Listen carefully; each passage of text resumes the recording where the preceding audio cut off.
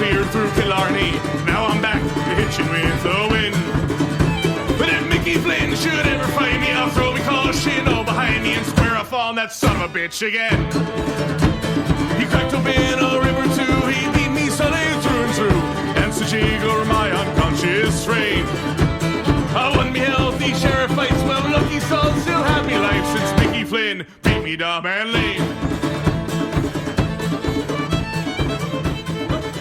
What's up, everybody? Welcome to another episode of the Disciples of Ed. I'm your host, Rob, joined tonight by Bork. How you doing, Bork? Doing well. Hockey season's here, so I'm always happy at this time of the year. Less than 24 hours away. In fact, about 22 hours, if my math is right here. And also joined by Steve. How you doing, Steve? Pretty all right. How about you? Pretty all right as well. Anyway, we got with the season about to begin tomorrow night, we've got some things we'd like to talk about. It's been a while since we've had an episode come out here, so a little bit of a season preview, if you will, tonight. And it's going to be an exciting year for the Flyers, coming off their first playoff series win since 2012 at the end of last season. Well, just a few months ago, really, because of the whole coronavirus interruption, and then moving into the bubble up in Toronto. No bubble this time. The Flyers will be playing their home games at the Wells Fargo Center, and every team will be playing their home games in their home arenas. So that won't be a thing, but there will be some changes. The division's a little bit different. I'll take a look here at the Flyers, who are in the sponsored Mass Mutual East Division, and they will be accompanied by Boston, Buffalo, New Jersey, the two New York teams, Pittsburgh, and Washington.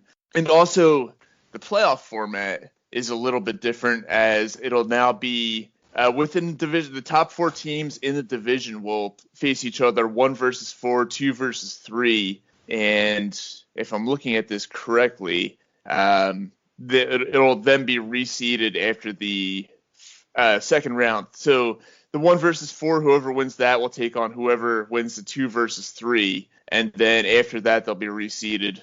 And just a lot of interesting changes that we're having for this shortened 56-game season. Teams only playing within the division, 8 games against each opponent. And guys, with all that considered, what are your expectations for the Philadelphia Flyers this year? Coming off a great first year under Alain Vigneault, where they really kind of got things going, became an exciting team to watch again for the first time in a long time. What do you expect out of the Flyers this season? And Steve, we'll start with you. Well, certainly expecting the playoffs. Really hoping that they can get over that second round hump. Kind of goes in line with we expected them to get past the first round last year. They did that. Now it's just get past the second round, and I think they can do it because I think they match up well with a lot of these teams in the division. They just have to figure out how to fucking beat the Islanders. But other than that, one team. Yeah, that is pretty much the one team. Everybody else, we pretty much match up well. So just since 95% of the team from last year is here, and some Lindblom and Patrick being healthy, should really put us to the set us up for that next step. So I think it should be a really good year. Yeah, it'll be fun to watch. And taking a look at this division, I kind of feel bad for Buffalo and New Jersey because they're the two bad teams in an otherwise very, very good division. So those will be the bottom feeders for sure. But yeah, the Islanders, that's the one thing that the Flyers, they couldn't figure them out. They got swept in the season series last year, the regular season series, and then they were pretty lucky to push it to 7 games. They won all 3 games in that series in overtime. They really got outplayed in just about every game. So, and then the Islanders showed out and dominated Game 7, unfortunately. So that's one team and really one coach. Barry Trotz is an incredible head coach. So Alain Vigneault needs to figure out how to best the Barry Trotz coached Islanders, and if they can do that, then I don't see any reason why they can't be the top team in the division this year. But it'll be interesting to see. Boris, what's your take on this upcoming season? What are your expectations for the Flyers? Yeah, my expectations are definitely the playoffs and high. I agree with your last point as well. I foresee them coming in as being the top team in a very challenging division, either the first or second hardest with the All Canadian division up there. But I think they're going to be better this year because they obviously have a guy in Nolan Patrick who all the reports, everything you read is he's looked great in camp, and AV's even said it. Jake Voracek, who never is short for his words, has complimented Patrick a couple times already. Love that guy. But and I think the lines are just going to, now you have Patrick in place with Lindblom fully healthy, fall into place even better than last year, because now you really have a three-deep center core with Kevin Hayes, Coots, and Patrick, since G usually plays mainly on the wing now, other than at times on the power play when you want to win the key faceoffs, or on the PK, excuse me, when you want to win the key faceoffs. But I'm excited about this season. I was excited. It'll be interesting to hear tomorrow about what's going on with him, that Metzler and everybody else. Jamie was telling me that Ghost looks fully healthy, and then all of a sudden he was out, and we thought originally it was for COVID, and now it might be something else, because in training camp, for some reason, they can't comment on exactly what it is, but then after training camp, you can say whatever about what it is. I don't understand that, but we'll find that out. But I want to see what he has to do, but I'm very excited about this year. I think Carter Hart's going to continue to steadily improve, and he's motivated. Like he said, he wants to be one of the best, and he has the work ethic to do it. So I'm very excited about this season. Yeah, that thing with Ghost that you mentioned, I think it might be a COVID issue, because I've seen a few reports on Twitter, especially regarding the Dallas Stars, who have 17 confirmed cases. Yeah, that's tough. That once the season officially starts is when teams can officially reveal who was, I guess, on their COVID list. So, and I saw someone mention that in regards to the Stars, and I think it might be the same situation that we have here with Gostisbehere, that he might be dealing with COVID issues, and the team just can't officially announce it until tomorrow. But we will find out. That'll be interesting to see, and hopefully it's nothing too bad with him, because despite the fact that I've been very critical of him in the past, he still is an important part of this team, and I think that he has a chance to make a positive contribution this year.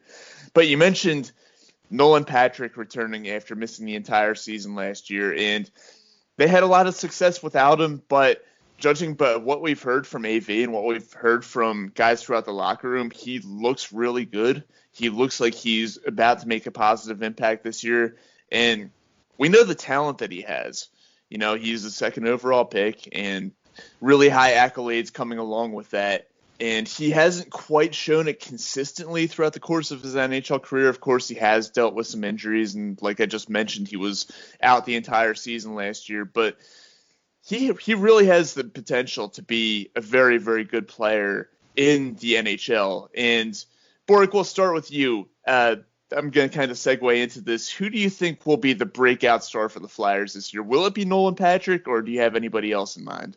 I think it will be Nolan Patrick, because he's going to get the most minutes. Another guy I'm really looking to, because AV said he felt he had to add him to the active roster in a quote today, is Frost. But I feel like because Patrick's obviously going to get the bulk of the time, and Frost is going to be a platoon in guy most likely, he's going to be the breakout guy. And I could see him coming back and having a very successful season. I mean, the dude is a big guy, 6'2". He used to use his body really well, and they said in practice he's been doing that as well. And Eric Gustafson had a funny quote in the one podcast I listened to. He said if he was out of hockey for, I think it was like way less than that, like a couple months or something, he said I would probably forget how to pass, let alone being out for almost 2 years. So the new guy even commented on like how much he awestruck him basically in training camp. So yeah, he's getting all good reviews from his teammates, as you said. I'm pumped to see what he can do. And he looked pretty solid moving around in the scrimmage as well. He, of course, was able to bang in that one goal in front of the net. So I was excited from what I saw from him in the scrimmage as well. So I think he will be the breakout star, but Frost is kind of my sleeper breakout star, so to speak. So there it is. You got Nolan Patrick as your breakout star, and the sleeper being Morgan Frost. I could see that happening. I could certainly see Morgan Frost coming along as well. And he, like Nolan Patrick, has a boatload of talent and did a lot of great things in juniors. Came up for a few games last year, played pretty well before being sent back down to Lehigh Valley. So it'll be interesting as well to see what Morgan Frost can bring to this team. Steve, what about you? Who do you have as your breakout star for the Flyers this year? Breakout star, it's kind of difficult to say when 98% of this team was here last year, outside of the health issues from Lindblom and Patrick. But I guess I would have to say Oscar Lindblom because he looks like he's going to be that number one left winger for the foreseeable future at least. And he has the talent and the awareness, hockey sense, everything to do extremely well alongside Couturier, and I think they had him with Konechny as well. So that they had that bromance between him and Konechny going on last year before the cancer hit. Yeah, that line that should be the top line throughout the whole year. I think. I don't know. They had the chemistry last year, and then fortunately the Ewing sarcoma hit Lindblom, so it kind of derailed that. But they should probably pick up right where they left off, and then everybody else should just fall in line after that. I guess that's all I can really say. I'm hoping Ghost can come back. I think what's going on with him, he probably had like a close contact with somebody who tested positive, and it was probably someone outside the facility. So they're probably just having him quarantined, and they can't say anything. That's my assumption on the matter. But it is a terrible timing after, we keep saying how he's healthy and everything. But to see that they were trying him on the top unit with Provorov again, I really think that they gelled well before. I believe it was Hackstall and then Gordon. So under those two very, very mediocre coaches at best, under a very, very otherworldly better coach in AV, I think that they could really figure it out and excel. And then in Sanheim, Myers and Braun and probably Gustafsson. Hopefully they can gel. But yeah, don't really have much else to say on the breakout player. So I think it's the whole damn team. I'll take that. But you're not wrong. Alain Vigneault is on a completely different planet than Scott Gordon, and definitely Dave Hackstall is one of the worst coaches I've ever seen in my life. But it's been so refreshing to have AV coaching this team. Now, we saw such a huge difference in their play last year. And with that being said, I agree with your take that Lindblom is going to at least get back to what he was producing last year. He was the team's leading goal scorer at the time he went out with Ewing sarcoma. And I definitely see him getting back to that level, if not playing a little bit better than he was. But I'm going to go with my breakout star for the 2021 season, technically the 2020-2021 season, but it's all being played in 2021. So for the 2021 season, the breakout star for the Philadelphia Flyers, in my opinion, is going to be Phil Myers. I was really impressed with what I saw from him for the most part last season. He played even better in the playoffs, had that big overtime goal against the Islanders to play a role in pushing that series up to 7 games. And I saw so many things that I liked from him. And I see a guy who maybe not right off the bat, but potentially at some point this season could be playing opposite Ivan Provorov on that top D pairing. I think that they could complement each other really well. Provorov he's going to be in the running for the Norris. I think he's one of the best defensemen in the NHL. And I think that Phil Myers could be that guy who ends up being that perfect fit across from Provorov on that top line there. So that's kind of what I was hoping for when we were doing our last the free agent show that we did. It said that we didn't have to make any moves, just put Myers up with Provorov. I think he does eventually slot up in there. I think it's going to be like a revolving door trying to fix the right piece to go with Provorov, and I think Myers is the best candidate to do it if Ghost can't find his chemistry with Provorov again. Yeah, I think for me, he's definitely going to slide up there at times in games like AV slides his lines a bit anyway, because the guy other than Ghost they had playing with Provy was Braun, and I don't foresee if we're in a close game at the end of the game, Justin Braun playing a total of about 27 minutes in a game. So I would definitely see Myers sliding up there, and I definitely agree with you two on that as well. That's a good breakout guy. One of us probably should have mentioned Carter Hart, but I guess he broke out a bit last year, so maybe that's why. He broke out a lot last year. Yeah, let's be honest. Yeah, people are calling him a top 10 goalie already, which is nice to see. Yeah, it's just from his quote, I think he has a chance to be top 5 in the Vezina this year, so I think he's very committed, so I think that's a good chance there. Yeah, I was reading some NHL season previews this year, and there were a lot of writers out there who had. I don't think any of them picked him specifically to win the Vezina, but there were a lot who mentioned him being in the top 2 or 3 who could be in contention for the award. So this early in his career, already getting that level of respect, that's pretty impressive. That says a lot about how good everybody expects Carter Hart to be. But yeah, I would say last season was his breakout season. That's where he kind of put himself on the map, and especially in that playoff series against Montreal with those back-to-back shutouts there. Oh my God, yeah, against his boyhood idol, Carey Price. Yeah, people know who he is, so he already broke out. Anyway, we mentioned how much the Flyers improved in year one under Alain Vigneault from what they had been previously under Hackstall and Scott Gordon.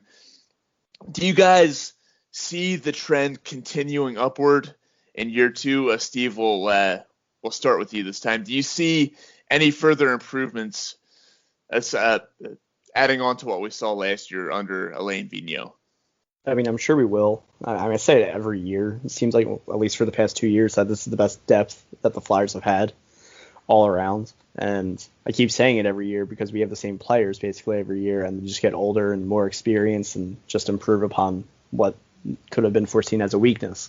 With AV, I think he is a coach that can get them to continue to trend in that right direction. So it's just another year where we can hopefully see this improvement, where they finally get over the top with it. So, yeah, another year of AV. I think hopefully we just advance another round in the playoffs at least. So your expectation is conference finals? Yeah. Is that what you're saying?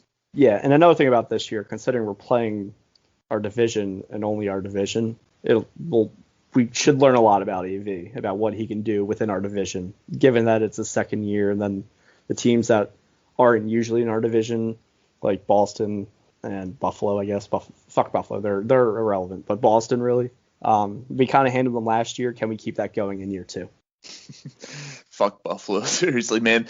Honestly, they might win like 10 games in this division. That's how tough it is, and that's how bad they are. Taylor Hall could go out try to put on another MVP-like performance like he did with New Jersey, where he was the team, and now he has Jack Eichel. Yeah, and he has Eichel. I mean, Jack Eichel is a stud, but aside from those two, they're just a hope. I don't even know who's on that team aside from those two, if I'm being honest. Their goaltender is going to fuck them over again. A goalie, Olmark, would have to step up. Yeah. Yeah, so, it's going to be interesting. And I think that another thing that could be key is Alain Vigneault is going to have 8 chances to figure out Barry Trotz. The Flyers are going to have 8 chances to figure out the Islanders before they hit the playoffs. Do you guys think that could be of any benefit, that the Flyers, given that many chances to figure out a team that had their number last year, they could finally be able to break through there? You would hope so when they're playing 7 or 8 times. Yeah, 100%. I agree with Steve and you, Rob. I think that's definitely beneficial. You have to, when you play that many times, pick up on their quirks and everything they tend to do. So yeah, so that's something that's kind of, I don't think many people really realized it, but it's something that could play to the Flyers' benefit at the end of the season. Borek, what's your take on year 2 of Alain Vigneault, and what are some things that I guess the Flyers weren't able to accomplish under him last year that you would like to see them do a little bit more this year? Well, I would like to see them obviously have a more consistent power play. We were good at the beginning of the year at times statistically on the power play, then just fell off of Everest in the second half of the season. So I would like to see that improve, and I think that's a big reason why we brought in Gus, because he's obviously an offensively minded defenseman, not defensive. So I think that's a huge reason why he's here, and I didn't mind that signing at all. So I'm really looking for an improvement on the power play there. Our PK, I think, is definitely going to improve because you already have a good PK, and now you have Farabee, who was good on your PK as a rookie in his second season with more weight on his bones, looking even better, looked great in the scrimmage. I think they're in a great position this year. But the key is what makes really good teams great is your goaltender. And like I said, Carter Hart has a very good chance to be top 5 in the Vezina. And Brian Elliott was our road warrior last year until Hart was able to get more consistent on the road. So they kind of formed this very nice duo with each other and made a very nice goaltender room and really help each other out well. And Hart loves Moose. So I think it's great to keep him around. I think we have one of the more underrated goalie tandems since Elliott seems to, when you need him to step up, play well for us. So I think the fact that we have Hart going to play at even a better level and everybody's in their next season, this team is primed to definitely win the division and definitely go to the conference finals at least, like Steve said, because our depth is absolutely ridiculous too. Because if you have a couple people get injured, the first guy you might call in would probably be Bunneman. The second could be, if it's a fourth line or more, and then you have Linus Sandin, who also played pretty well in camp. Like, your depth is just very, very, very overwhelming in a good way. So, can we talk about that, by the way, moving Sam Morin to the wing? What's your guys' take on that? Steve, we'll start with you. What do you think the Flyers see that they can unlock in Sam Morin by doing this? You want my completely honest opinion? Let's hear it. They're just trying any which way they can salvage us fucking 11th overall pick that has played the least amount of games in that draft class. This is literally just blindly throwing a dart and hoping you get a bullseye or at least a triple 20. It's just, I mean, sure, it can work out. I mean, he keeps saying he's watching Matt Martin. If he can play like Matt Martin and make a tenth of his salary, then yeah, hopefully it works out. I think they'll ease him in that fourth line, but the problem is I just don't know who you take out for him because I don't. They've got so much forward depth that's kind of a logjam there. That's the only issue.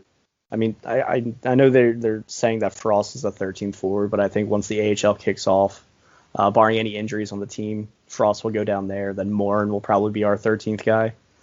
So if somebody gets hurt, like Raffle or someone, because they could bump up anybody in the fourth line and then just replace him there with Sam Morin.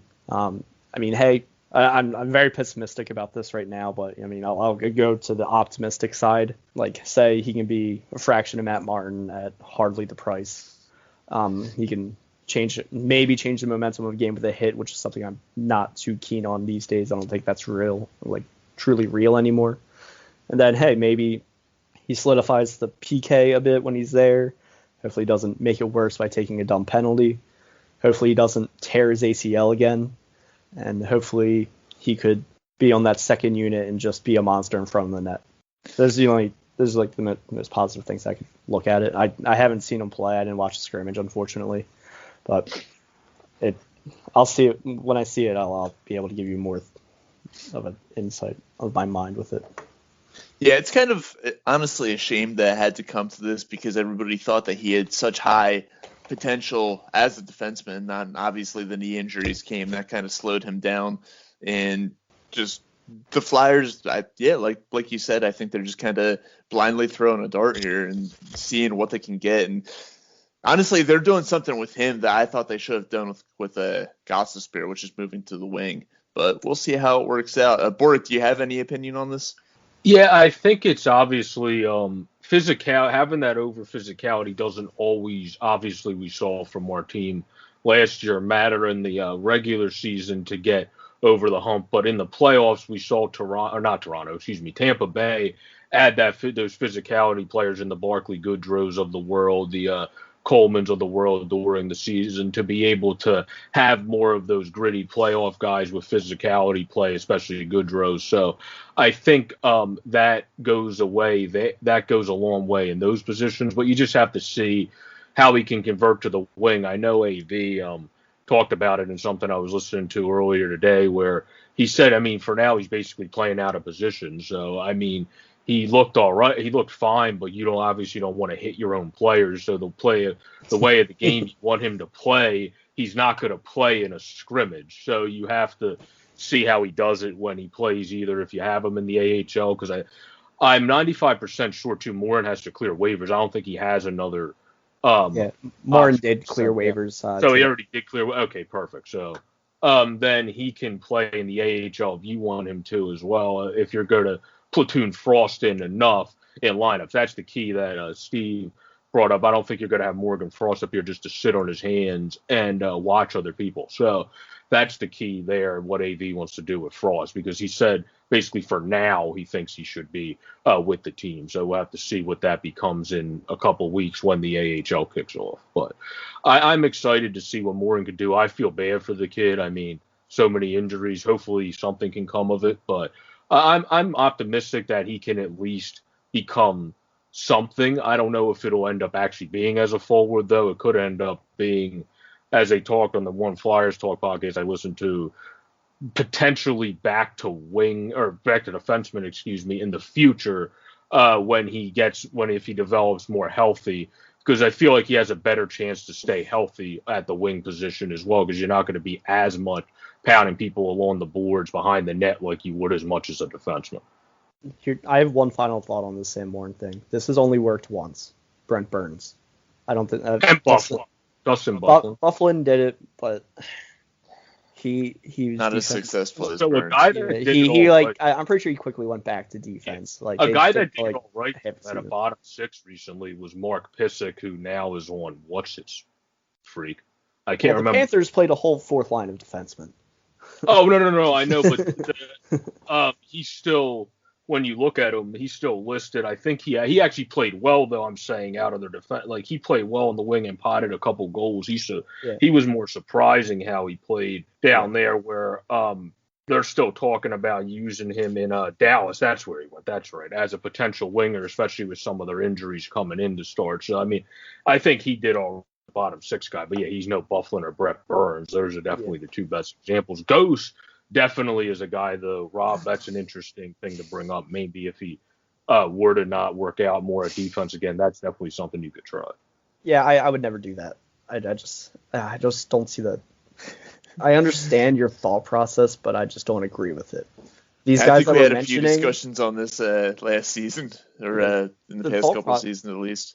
Because your thought process, again, I get it, is this guy, he has such an offensive mind that, he should ideally do better in playing it forward. But when you see these guys that are being converted into like these, in a sense, hybrid winger defensemen, it's Mark Pysyk. He's a little bit more defensive. Sure, he scored some goals. Dustin Bufflin, Brett Burns. These guys were monsters. They're bigger guys like Morin, so maybe he can work out in that sense, hopefully. But I get what they're majority like defensive defensemen, but also all around defensemen. It's never like your offensive defenseman's being moved to forward. I can't think of an example where that's even been tried and worked. I just don't think the mindset of a defenseman who's more offensive can just switch zones and just think a whole brand new game and it'll work out. I think their mindset is from the back end and get it up. And I just don't think it would work, basically. I'm trying to find the words and I can't.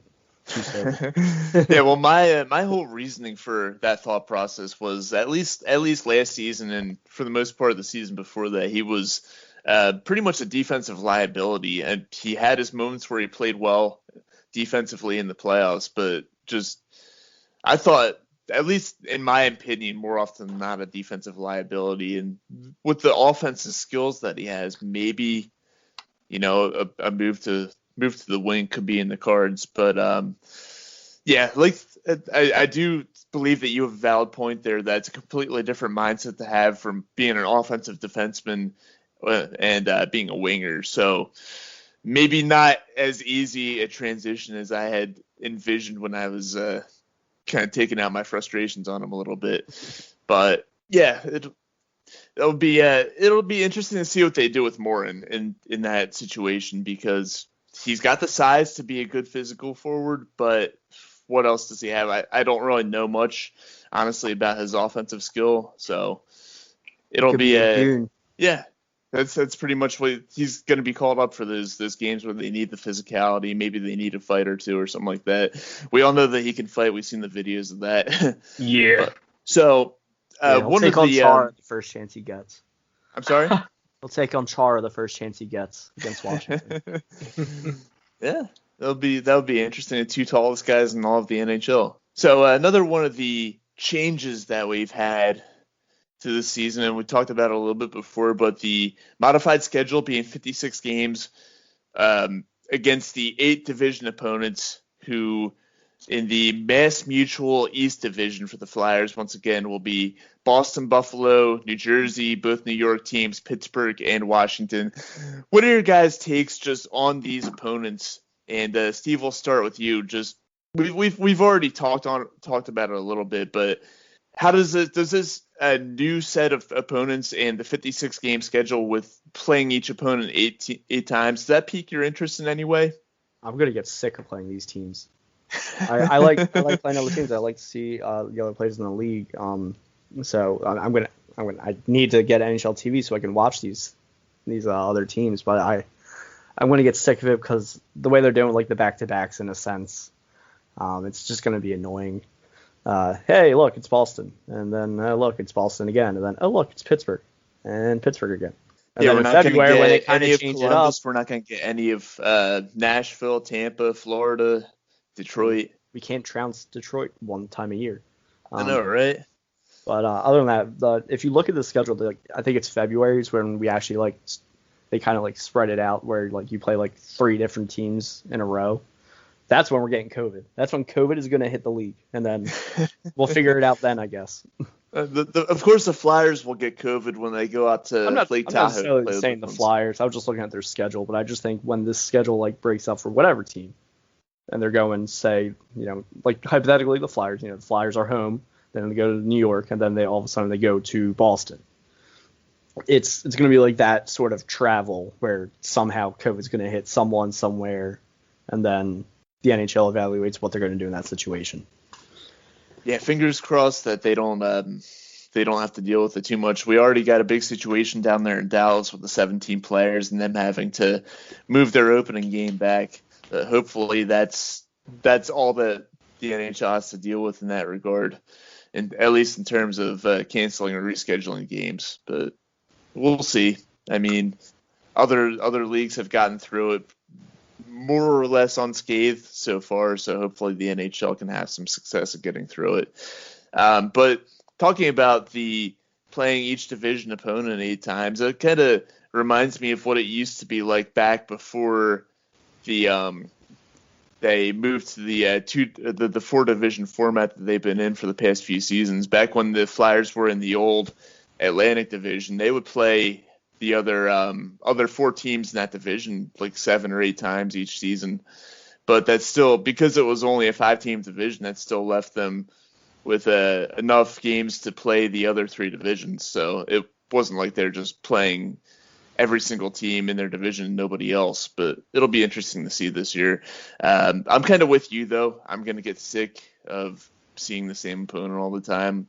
It's going to get sick. As much as I love seeing them play the Penguins, I'm going to get sick of the Penguins even after 5 or 6 games, and get sick of Washington, the Rangers, and all them.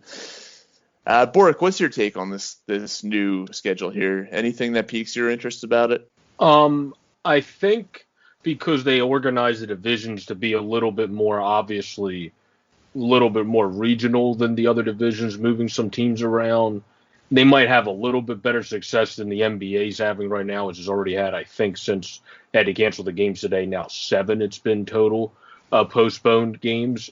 So I believe they might be better because they made it more regional, where the NBA kind of just left everything obviously wide open still. So I think the only time, obviously, that could bring something is if when you're going out to Tahoe, but that's so out and just it's on a golf course, but Lake Tahoe obviously is not overly populated. So, I mean, I don't think many people have been in that spot to transmit COVID before you got there, and they're going to keep everything clean. So I'm not overly worried about that. The biggest thing would potentially, I guess, be the flight out, but I mean, I think they'll be fine there. They're going to keep the players safe. I am going to get tired of the teams. I definitely see that. That's why I made it a big priority to get NHL TV this year, so I have more teams to watch, so I'm not just tired of watching the same old teams every 5 seconds. But I think it's going to be a fun year, though, because it also does give you an opportunity to really learn the team you're going to have to beat to get where you want to get to, potentially. In these finals, if you want to obviously your goal is to get all the way to the Cup, so you're going to have a bunch of looks at these teams for if you have to face them. So that could be beneficial in the long run as well, looking at it that way. Yeah, it's a valid point. And I also just want to touch on, you mentioned something about the flight out being a potential COVID risk. The flight to Tahoe, and obviously they won't be doing much flying within the division. In fact, I don't think they'll be doing any flying for their other games aside from Tahoe. But you got to assume that flight out it's going to be a team charter. So it's not like they're going to be surrounded by just the general public. Oh yeah, I would have to filling in the other seats on that plane. So I don't think COVID would be too much of an issue with not just the Flyers, but any team flying around, because the fact that they're going to be team charters. They're not just going to be general population on those planes. I still can't believe they managed to get another fucking outdoor game in the shortened season. So Right? done with the outdoor games. NHL will It's do so anything to overdone get now. these outdoor games. So overdone. Just do the New Year's and the Heritage Classic. That's it. Yeah. Just 2 year, maybe. That's it. In I don't fact, know. I like after this year, I would not be opposed to the NHL taking like 2 or 3 years off before having another one. I actually like the Tahoe idea, though, because of the backdrop and landscape. It would just be nicer if you were able to actually have a bleacher set up and obviously have people attend rather than having that such a nice setting and only have it be for a TV audience. But I feel like it was probably something they had in the works, because that's not something you can just probably plan in the spur of the moment for a bit, and they just decided, well, we're not going to cancel this. Let's just roll with it. It's probably what caused the whole schedule thing to, be postponed. They had to figure out how the fuck do we get an outdoor game. You know what? One of these days they got to go up to, like, I guess kind of far northern Canada and just do like an old school pond hockey game with bleachers up there. Yeah, like in Quebec or something, like somewhere. Do the preseason with it. Right? Give it a shot. I mean, I don't see where you can go wrong with it. Anyway, one last thing that I want to talk about here before we wrap this one up, and that is, and Borek, we'll start with you. What's one thing in particular about the 2021 Flyers that you're going to keep an eye on this season? I kind of gave it away earlier, but I think improving the power play, which I think is going to happen, because when Ghost comes back, I hope, like we all said, and I to believe, but I don't know, so I don't want to say do I know that it hopefully is just a minor COVID-related thing and no big deal. And having Gus is definitely going to help improve the power play, and bringing back having Patrick and Lindblom back healthy. So watching those guys really gel on the power play, Farabee in his second season, and then Frost when he's active will be on there. I think we just have immense skill now to move around the puck and play a lot of tic-tac-toe game on the power play. So I think we'll definitely have a much better power play this year, and I'm going to be very excited to watch that. Yeah, power play certainly needs to be improved, because that's what did them in the playoffs last year. Steve, what about you? What's one thing in particular that you're going to pay attention to? The number one right D spot. And what between Ghost and Myers and Justin Braun probably being up there too, which I don't agree with. I guess that, and basically everything else Borg said. It's just seeing the improvement that can be done with this team, just continuing to get older, more experienced, and playing the same team 8 times. So if the Flyers do end up picking one, I guess, permanent player to fill that number one right D spot, who do you think is most likely to be that guy? I would like it to be Ghost, but it's going to be Myers. Well, I would like to be Myers, so I'm happy with that answer there.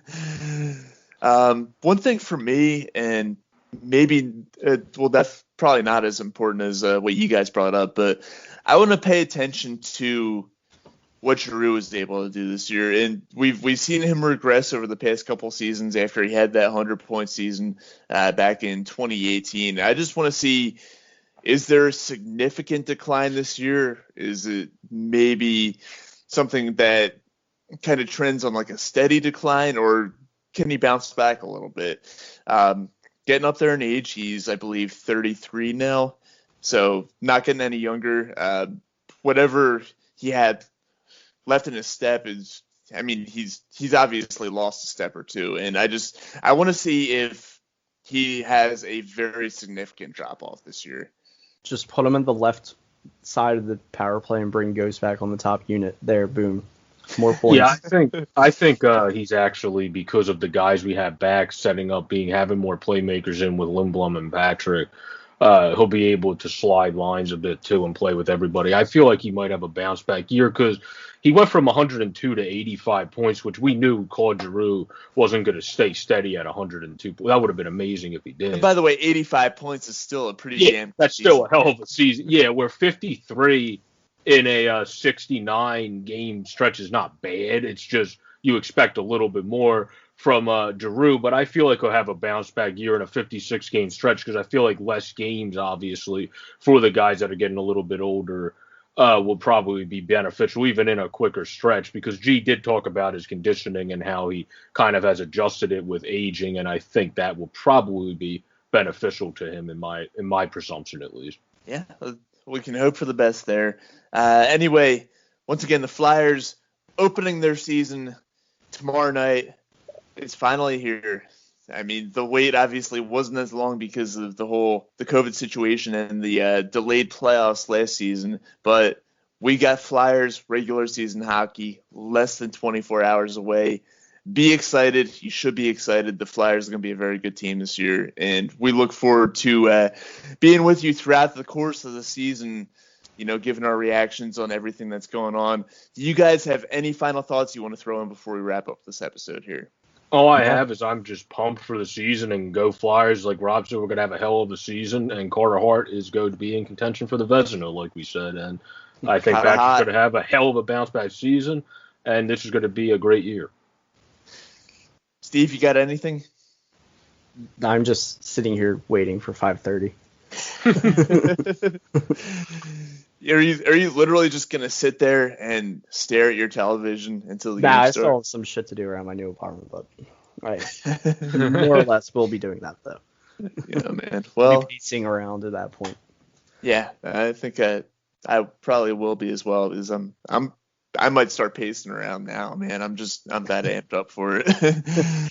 But if you're looking for something to eat while you're watching the Flyers play tomorrow, look no further than Just Food. You can reach them by phone at 215-794-3663. That's 215-794-FOOD. I'm shocked that I still remembered that phone number, because it's been a few months since we did an episode. But once again, 215-794-3663. They're located in Buckingham Green over in Buckingham, Pennsylvania. Got an awesome selection of food. They got basically anything you want, all different kinds. Really good stuff. Their owner, Asian Rob, is a good friend of the Always Next Year podcast network. Fantastic guy. Yeah, really, really cool guy, as Steve said. So once again, that is Just Food, located in Buckingham, PA. In Buckingham Green, you can reach them by phone at 215-794-3663. And we'll throw it away to the Jackdaws for our outro music. We thank you for listening to this episode of the Disciples of Ed. Man, I used to be revered and feared through Killarney. Now I'm back to hitching with the wind. But if Mickey Flynn should ever find me, I'll throw me caution all behind me and square off on that son of a bitch again. He cracked open a river too, he beat me Sunday through and through, and such over my unconscious frame.